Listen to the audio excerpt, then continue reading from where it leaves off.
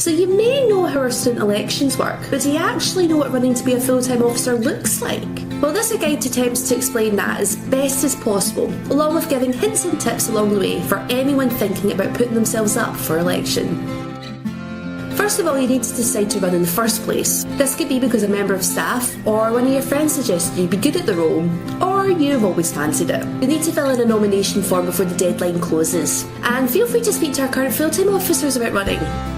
Once nominations close, you or someone who will be part of your campaign team will need to go to the candidates briefing. This session explains everything you'll need to know about the elections process, as well as all of our election rules, so it's crucial you attend.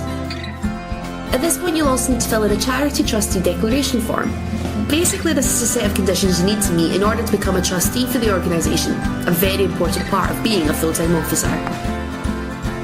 Next, you'll need to think about your manifesto. This will need to get completed soon so that we can show it off on our website for voters to look at before polls open.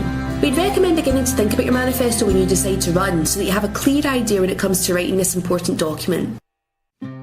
Then comes the elections debate, a chance for all of our candidates to come together and answer questions from potential voters on how they plan to improve GCU. This event is moderated so everyone will get a chance to speak, so just make sure you know what you want GCU students to know about you. Before polls open, make sure you have a plan of how you'll carry out your campaign during elections week, who you'll speak to, how you'll speak to them, and when. Make sure your social media pages are ready to go and you have those important manifestos printed out. And then the pivotal moment. Polls open!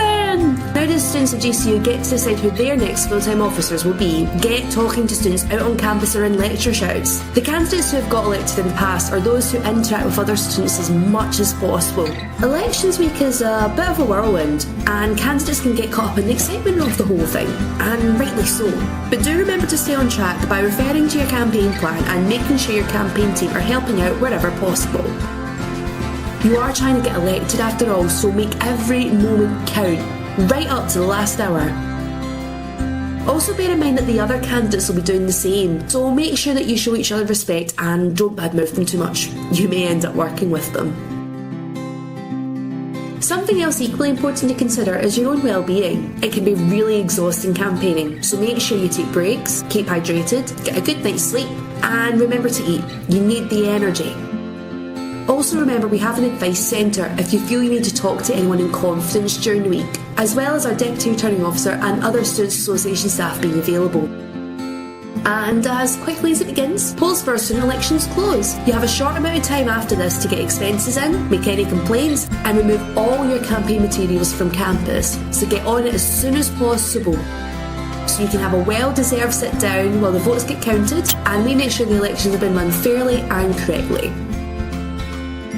We understand that waiting on the results you've been working so hard to get can be stressful, so we let candidates decide if they want to find out the results with everyone else or be told individually by the Deputy Returning Officer and one of our student advisors.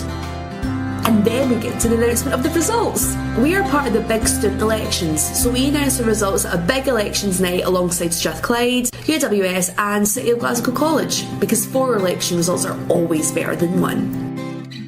This is the time where we publicly announce our results and GCU students find out who their new full-time officer team are, so it gets pretty exciting. After it's all over, you'll either go back to business as usual, or you'll begin the process of organising your induction to the role you'll be starting in June.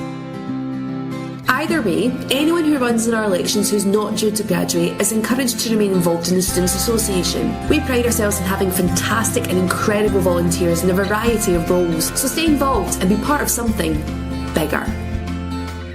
Whatever happens when you run to be a full-time officer, have fun! Running for this kind of role is a unique and rewarding experience that increases candidates' confidence and gives them new skills that they will take into their new role or into the working world, regardless of the election results.